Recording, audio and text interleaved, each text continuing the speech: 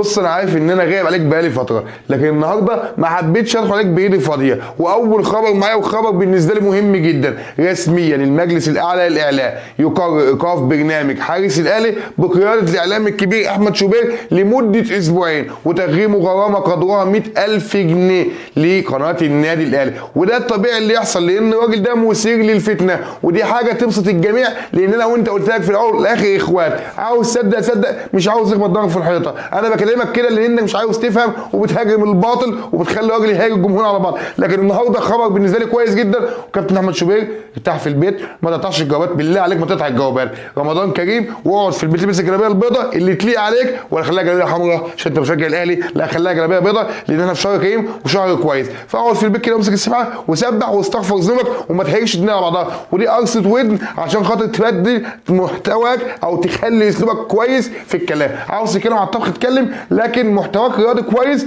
فحاول انك تعدل في اسلوبك وتتكلم باسلوب كويس، ما تهيجش الدنيا كلها على بعضها، لان انا قلتها لك اهلاوي وزملكاوي اخوات، انت طالع بتهيج الدنيا على بعضها. زي ما قلت لك ده رايي يحترم، وانت لكش ولو ليك راي وده في الكومنتات، لكن تعال نتكلم في اللي انا كنت حابب اتكلم فيه، وهو لقاء نادي الزمالك ونادي انبي بعد 3 تعادلات. اعتقد الزمالك النهارده بقياده بيسيرو بيحقق اولى انتصاراته بالفوز بثلاثيه نظيفه قدام انبي، مباراه فيها كلام كتير جدا وعاوز اطلع اتكلم عليه.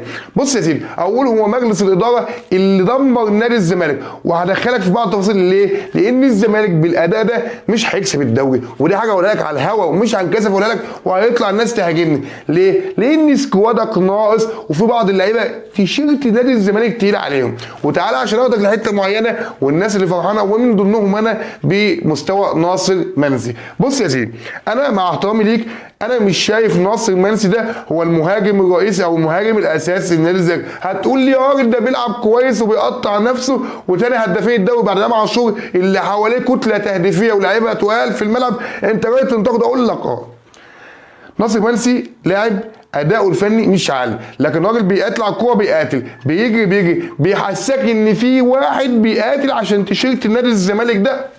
لاعب يستحق انه يلبس تيشيرت الزمالك، استحق ولبس. جه في موقف صعب زي السوبر الافريقي وخطف لك جون ونصرك ضربات جزاء وكسبت بطوله مهمه. النهارده راجل بيعافر وبيسجل جون وبيلغى له جون، فعشان اقول لك انه لاعب لا دون المستوى اقول لك لا، لاعب كويس لكن مش مهاجم سوبر، مش المهاجم بتقول ايه مهاجم نادي الزمالك الاساسي. لكن تعالى تقارنه بسيف الدين الجزيري، اقول لك والله انا اسف ان الكلام ده كل ده، انا ضيعت وقتك في الكلام ده كله. هو افضل واحسن وامتن واقوى من سيف الدين الجزيري، الراجل اللي دون المستوى ودون الشخصيه. لكن تعالى نتكلم بقى في حاجه مهمه كمان. الزمالك اداؤه كويس، شكله كويس، لكن ناقصه نواقص كتير قوي، بوجود لاعب كمان مش شايلك الهم. هو مين؟ هو مصطفى الشلبي، الراجل اللي انا عايز اولع في كل واحد اللي كان سبب في عدم احتراف اللاعب ده. الاحتراف ايوه يا سيدي، قلت لك في اكتر من حلقه، لو انت متابعني ان مصطفى الشلبي كان جاي له عرض احتراف من الدوري الليبي، اعاره كانت تكون مجموعها واصله ل1,000,000 $، وعشان تعرف ان الراجل مش ببالغ، هات نادي الزمالك كده وشيل منه مستوى شلبي، هتلاقي نادي الزمالك هو. طب هات نادي الزمالك وضيف له مستوى شلبي، هتلاقي مستوى نادي الزمالك هو. الراجل اللي سايب ازمه كبيره في مركز الجناح الشمال، وجوده زيه عدم. وفي بعض اللعيبه اللي ادائها في الملعب يخليك مش عايز اقول لفظ وحش، متضايق من شكل نادي الزمالك. ليه؟ هقول لك بص يا سيدي، من دول مستوى شلبي، سيف الدين الجزيري، تعال نتكلم ان نبيل عماد دونجا، الراجل النهارده برضه يا جدعان في حاجه غلط، الراجل ده مش مستواه، شاغل دماغه بايه؟ انا اقول لك انت قعدت تتكلم وقلت في اكتر من حلقه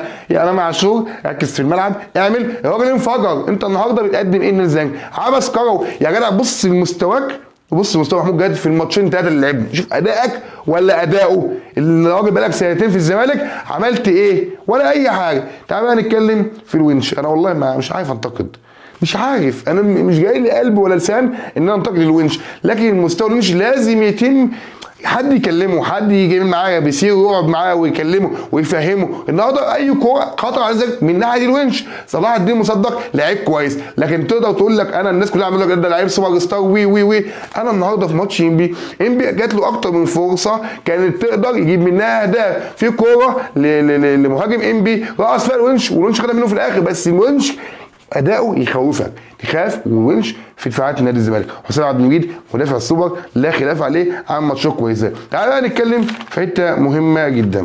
الاصابه بتاع احمد الجفالي زعلتني قوي قوي قوي قوي، وانا النهارده مش هحكم عليه لان الراجل ما لعبش دقايق كتير. في مجمل دقايقه لعيب كويس، لعيب يجي منه لكن لعيب مش سوبر ستار لانه لعيب لسه صغير، لسه ينقصه الخبره، لكن لعيب اداؤه في الملعب رايق، لعيب عسل، لعيب ممتع، لكن لسه ما اقدرش اقول لك لعيب سوبر ستار ولا لا لحد ما يشوف مستواه في ماتش كامل، وماتشات عليها ضغط، وماتشات فيها جماهير تقدر تقيم اللاعب. وكمان ما تقدرش تقيمه قوي في سكواد ضعيف مهلهل زي سكواد نادي الزمالك. لكن عشان تطلع الناس تهاجمني، لا اصبر شويه، عشان خاطر احنا جمهور بنطلع. فاكر جمال موتيابا اللي بيلعب دلوقتي مش عارف في الدرجه الرابعه ولا فين، كان لعيب مباشر لكن ما قدرش يعمل حاجه لحد اللحظه دي. في لعيبه لازم تاخد فترات طويله عشان تقول لا لعيب سوبر ستار. عايزين ننسى بقى العقليه القديمه ونثبت ونشوف لعيبه تقدم ماتشات واهداف. قعدنا كتير ندعم سيف الدين الجزيري، وقعدنا كتير ندعم مصطفى شلبي، في الاخر محصله صفر. لكن لعيب يجي منه، لعيب يجي منه، لعيب محترم، لعيب بيقدم اداء كويس بالنسبه للعبه، لكن هيقدر يشيل نادي الزمالك لسه هنشوف الفتره الجايه. لكن تعالى اوجه كلامي في حته مهمه جدا. الزمالك انتصر النهارده بالثلاثيه. تعالى نتكلم في الهدف الاول اللي حرق صفحات السوشيال ميديا النادي الاهلي. حلو، ناس طلعت تتكلم ومجاملات تحكيميه وكلام واغاني وشعر وفن. طب حلو، هنفترضهم على كلامهم ان ضربه الجزاء الاولى لنادي الزمالك اللي جت اللي منها الهدف الاول مش ضربه جزاء لان الكوره جايه من الارض لايد المدافع والوضع التشريحي والوضع مش عارف ايه وهيدخلونا في كليه الطب. ماشي والله معاك، ممكن يكون كلامك صح. طب حلو، وعمال تعيط وتقول ازيك بيتجنن. طب انت كنت فين لما الزمالك اتعادل مع زد وكان ليه اكتر من ضربه جزاء وقعدت تقول ازيك اتعادل مع زد مين؟ وانت فاهم هو بيتكلم على ايه وبيوضح في ايه؟ طب النهارده بقى ردك ايه؟ هجوم على لجنه التحكيم وهجوم على الحكام. طب كنت فين ماتش الجاي؟ يا جدع ده احنا في رمضان طالع تقول كده؟